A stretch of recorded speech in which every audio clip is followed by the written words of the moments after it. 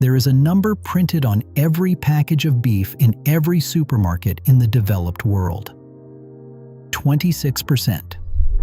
That is the protein content by weight of the muscle tissue you are buying. And for the better part of a century, it has been treated as the gold standard, the benchmark, the immovable reference point against which every other food is measured. Marketing departments have built entire industries on that number. Government dietary guidelines have been written around it. Children have been raised believing that without it, their bodies will wither. And yet, hidden in plain sight, growing wild on roadsides, sprouting in glass jars on windowsills, and thriving in 5-gallon buckets on apartment balconies are 5 plants that beat that number cleanly. Some of them double it. One of them nearly triples it. Most people have never been told. Not because the science is contested, not because the evidence is hidden in obscure journals, but because the marketing budget for a seed that grows itself is zero, and the marketing budget for a cow on a billboard is measured in the hundreds of millions. This is the story of what you were never supposed to know about protein, about the plants that were left out of the conversation, and about the lobbying machine that spent a generation making sure the conversation went a particular way. A $20 grow setup on a balcony can produce more protein-dense food than the entire animal staring down at you from the highway billboard. And by the time this is over, you will understand exactly why no one ever told you. The first plant on this list does not look like a plant in any conventional sense. It looks like pond scum. It feels like pond scum.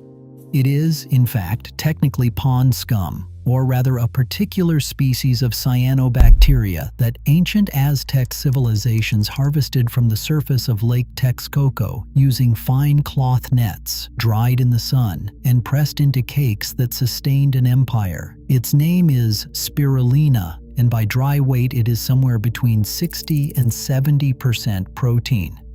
Read that number again. Beef is 26%. Spirulina is 60 to 70%. That is nearly triple the protein density of the most heavily marketed protein source in the Western diet. And it is a complete protein, meaning it contains every one of the 9 essential amino acids your body cannot manufacture on its own. The Aztecs knew this. The people of Chad, who still harvest a related strain from Lake Chad and dry it into a substance called dye, know this. NASA knew this when they evaluated it as a candidate food for long-duration spaceflight in the 1970s, calling it one of the most efficient sources of nutrition per square meter of cultivation surface ever studied. And you can grow it in a glass jar on a sunny windowsill in your kitchen for the cost of a starter culture and a strip of pH paper.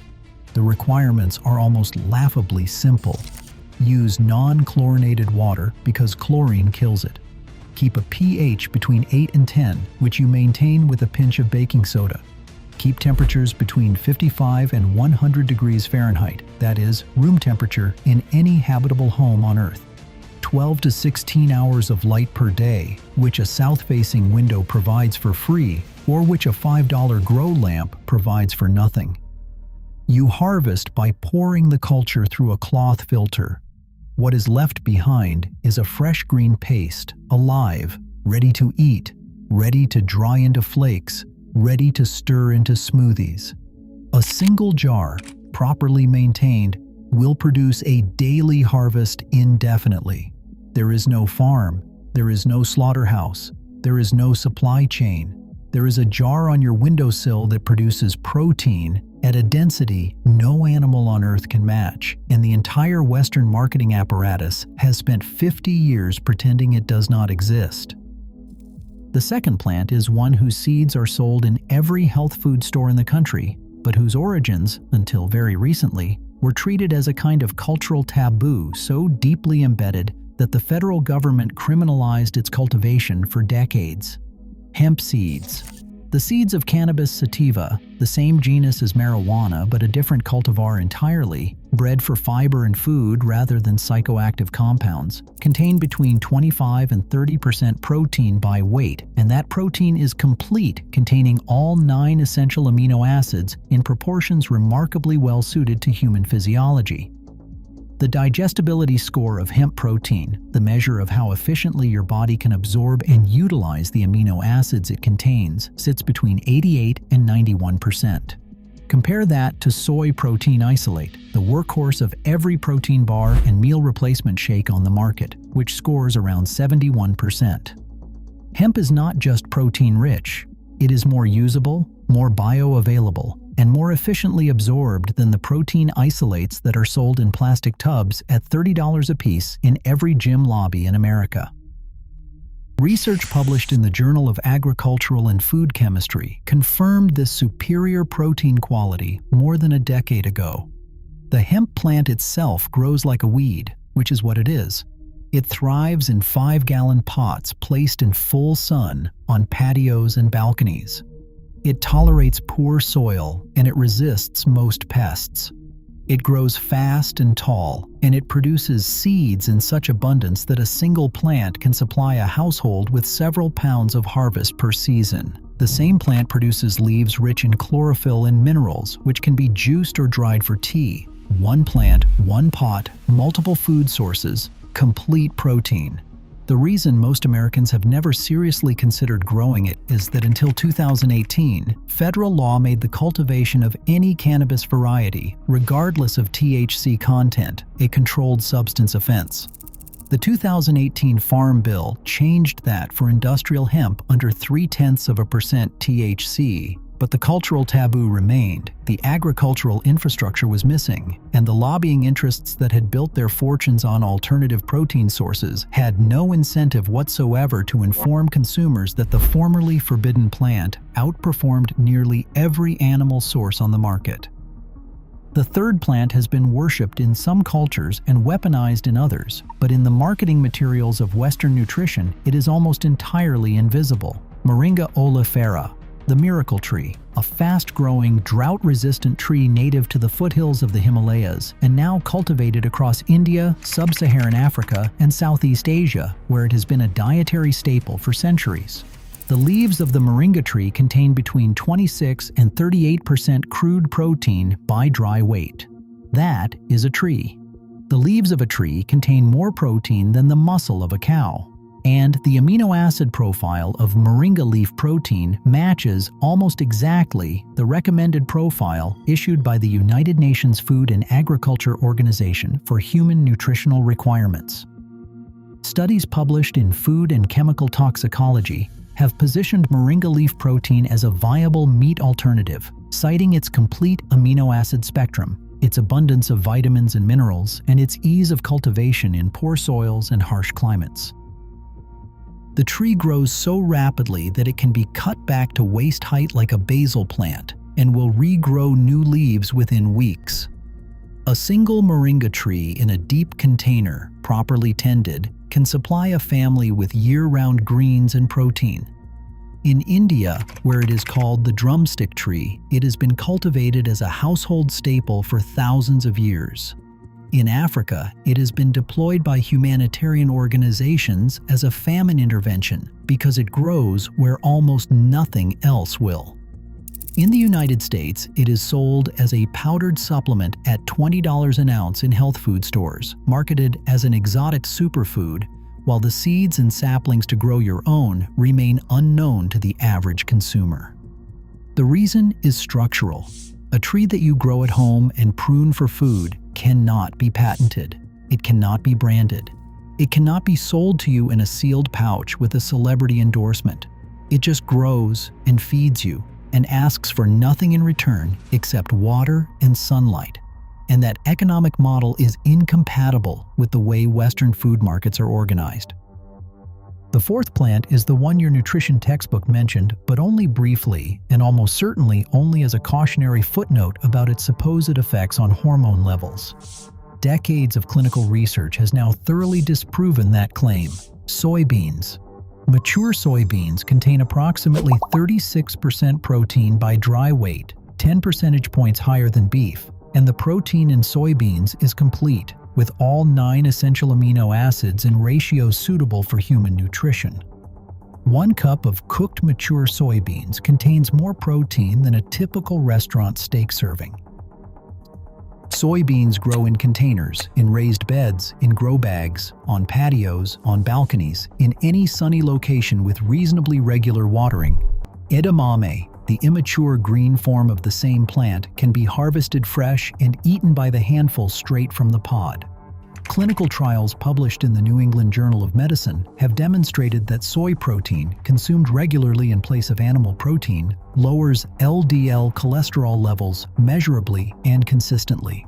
The supposed concerns about phytoestrogens that dominated alarmist nutrition coverage in the 2000s have been systematically debunked by meta-analyses involving tens of thousands of participants, and yet the cultural perception of soy as a feminizing or hormone-disrupting food persists because that perception was actively cultivated by industry-funded media campaigns at precisely the moment when soy protein began to threaten the market share of dairy and beef. Look at when the panic about soy and male hormones peaked. Look at who funded the studies that drove the panic. Look at how those studies were designed and what their conclusions actually said when read carefully rather than summarized in headlines. The pattern is consistent. Soy is a complete, container-friendly, family-feeding protein source that outperforms beef on protein density, on cardiovascular health, and on environmental impact. And an entire generation of American consumers was trained to fear it. The 5th entry on this list is not one plant, but 3, a triple thread of cultivars that share a common feature. They produce dense, complete amino acid profile food in small spaces with minimal infrastructure. Lentils, peanuts, and pumpkin seeds. Lentils contain between 25 and 36% protein by dry weight depending on the variety, which matches and frequently exceeds the protein composition of lean beef cuts. Peanuts, which are not nuts at all, but legumes that grow underground, deliver 26 grams of protein per 100 grams, raw. Pumpkin seeds contain 9.35 grams of protein per ounce, beating the same weight of ground beef on protein density alone. Lentils thrive in deep pots and grow bags on balconies, requiring nothing more than a sunny location and consistent watering through their relatively short growing season. Peanuts grow well in 12-inch containers filled with sandy soil, where the flowers, after pollination, push pegs down into the earth and develop their pods underground in one of the more remarkable reproductive strategies in the plant kingdom. Pumpkins flourish in 10-gallon grow bags when trained vertically up a trellis, producing not only the seeds you came for, but flesh that can be roasted, pureed, or stored for months. Together, they produce protein dense enough, varied enough, and storable enough to form the backbone of a household food supply. And the equipment you need to do this is sold at any garden center for the price of a single restaurant meal. So here are the numbers laid out clearly. Beef, 26% protein by weight. Spirulina, 60 to 70%. Hemp seeds, 25 to 30%. Moringa leaves, 26 to 38%. Soybeans, 36%. Lentils, 25 to 36%. Peanuts, 26 grams per 100 grams. Pumpkin seeds beat ground beef ounce for ounce.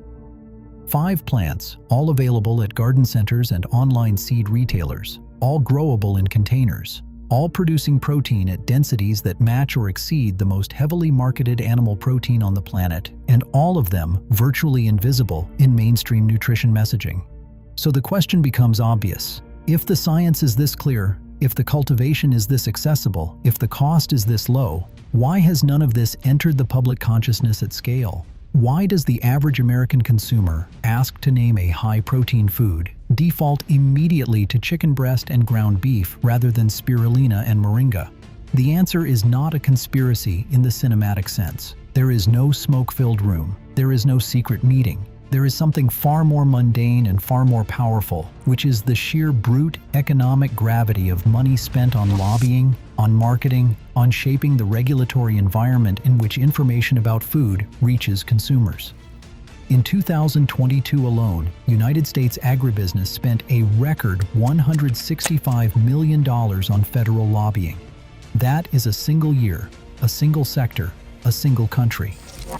Livestock farming, globally, receives approximately 1,000 times more public funding than plant-based and cultivated meat alternatives in both the United States and the European Union. 1,000 times. That is not a marginal disparity. That is not a slight imbalance. That is a complete annihilation of the alternative protein sector before it ever has a chance to compete on a level playing field. The meat industry outspends alternative protein lobbying at a ratio of 190 to 1 in the United States and 3 to 1 in the European Union. 24 states in the United States have passed laws banning words like burger, milk, and steak on plant-based product labels, on the rationale that consumers might be confused, although every consumer survey ever conducted on the topic has shown that consumers are not confused, that they are perfectly capable of understanding what oat milk is, and that the labeling laws are transparently designed to handicap alternative products in the marketplace by stripping them of the descriptive vocabulary their customers actually use to find them. Florida and Alabama banned cultivated meat outright in 2024 under the stated goal of protecting ranchers. Read that again. They banned a product, not because it was unsafe, not because it had failed regulatory review, but because it threatened an existing industry. That is not free market economics.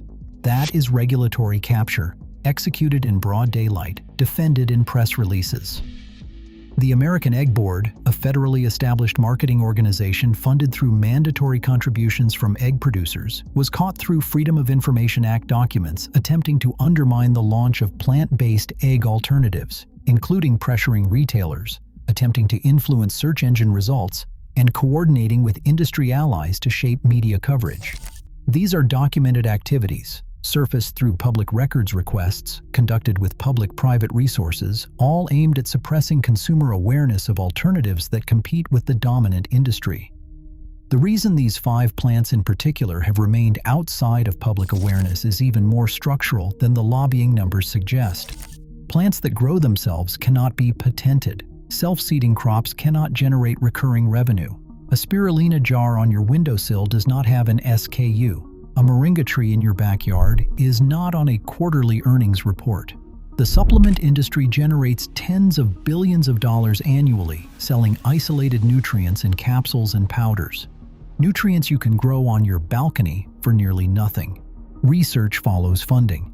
Funding follows patents. Patents require corporate control over a product. These 5 plants exist outside that economic model entirely. They are old, they are open source, they reproduce themselves, they cannot be enclosed and rented back to you. So the research dollars that would normally drive a food into public consciousness through clinical trials, marketing campaigns, celebrity endorsements, and packaged products are simply not deployed. The plants are not hidden because they are dangerous. They are not suppressed because they are unsafe. They are invisible because no one stands to make a recurring profit from your knowledge of them. And in the modern food economy, recurring profit is the engine that drives everything you see on a supermarket shelf, in a magazine ad, on a billboard, in a sponsored social media post, in a government dietary guideline shaped by industry consultants. Consider the daily reality of what a balcony container garden can produce when these 5 plants are grown together in coordinated rotation. A jar of spirulina on a windowsill, harvested every few days, supplies several grams of complete protein per serving. A moringa tree in a deep container, pruned weekly, supplies fresh greens that can be sautéed, blended, dried, or powdered. A row of hemp plants in 5-gallon pots produces seeds by late summer that can be stored for the following year. A grow bag of soybeans planted in spring yields edamame in midsummer and mature beans by autumn. Lentils in deep pots, peanuts in sandy containers, and pumpkins on a vertical trellis round out the protein supply, with crops that store dry for years in airtight containers. Total startup cost, including pots, soil, seeds, and a small grow lamp for the spirulina, comes in under $50 for a serious operation. Ongoing costs are minimal.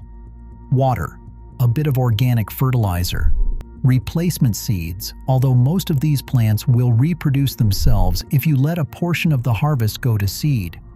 The labor required once the system is established is comparable to the labor of caring for a few houseplants. The output, however, is meaningful. A small balcony, properly used, can produce a measurable percentage of a household's annual protein intake. A larger patio or backyard plot can produce more. The mathematics of this are not radical. They are not utopian. They are not dependent on any technology more advanced than a clay pot and a packet of seeds. Humans have done this for 10,000 years. The novelty here is not the practice. The novelty here is the realization that you have been encouraged to be forgotten. There are practical considerations worth addressing. Spirulina, while remarkable in its protein content, has an earthy, somewhat fishy taste that takes adjustment, and most homegrowers stir it into smoothies or dry it into flakes rather than eating it fresh by the spoonful. Hemp seeds need to be hulled before consumption, which can be done at home with patience or commercially. Moringa leaves are best eaten young, as older leaves develop a bitter compound that not everyone enjoys. Soybeans require thorough cooking to deactivate enzyme inhibitors that interfere with digestion. Lentils, peanuts, and pumpkin seeds are the most forgiving of the group, all of them ready to eat with minimal processing. None of these caveats undermine the core fact, which is that the protein is there, the cultivation is feasible, and the cost is negligible compared to the equivalent quantity of animal protein purchased at retail. A pound of grass-fed ground beef in 2026 costs somewhere between $9 and $14 depending on the region. A pound of dried lentils, which cooks up to roughly 2.5 pounds of edible food at a higher protein percentage, costs about $2.50 at the grocery store, or essentially nothing if you grow them yourself. The broader question this raises is what else has been quietly omitted from your understanding of food, of nutrition, of what is possible in your own home, on your own balcony, with your own two hands. Because the same dynamics that obscured these 5 plants apply across hundreds of other crops, dozens of other cultivation techniques, entire categories of food preparation that were standard a century ago and have been gradually edited out of public memory by the inexorable pressure of marketing budgets and regulatory capture. Sourdough starters, fermented vegetables, sprouting, wild foraging, mushroom cultivation, herbal medicine. None of it is forbidden. None of it is hidden. All of it is ignored, sidelined, or actively discouraged by an industry that profits from your dependence on the supply chain it controls. The 5 plants in this script are not a complete list. They are an entry point. They are the most dramatic illustration of the gap between what is true about food and what you have been told about food. Once you see that gap, you start to see it everywhere. The closing frame is simple, and it bears stating directly so that nothing about it is left ambiguous. The protein is not hidden in nature. The protein is sitting in plain sight on every continent, on every roadside, in every garden center, in every seed catalog, in every traditional cuisine that predates industrial agriculture by thousands of years. What is hidden is the marketing budget. What is hidden is the lobbying spend. What is hidden is the regulatory architecture that ensures the cow on the billboard is the protein you think of first, second, third, and fourth before you ever think of the algae in the jar, or the tree in the pot, or the legume in the grow bag. Big agriculture spent $165 million in a single year to make sure your default mental image of protein involved a slab of muscle wrapped in plastic on a refrigerated shelf. The seeds of spirulina, of hemp, of moringa, of soy, of lentils and peanuts and pumpkins do not care about quarterly earnings, or shareholder value, or political contributions, or labeling restrictions. The seeds simply grow when given water and light and a little patience. They produce food at protein densities that the industry that obscured them cannot match. 5 plants, 1 balcony. More protein than the supermarket meat aisle, available for a fraction of the cost, accessible to anyone with a window and a pot. The knowledge was never lost. It was buried under decades of advertising. And now you have it back. What you do with it is entirely up to you, but the plants are waiting, the seeds are available, and the next time you walk past that billboard, you will know exactly what it cost to put it there, and exactly what it cost to keep you from knowing what grows in your own home for free.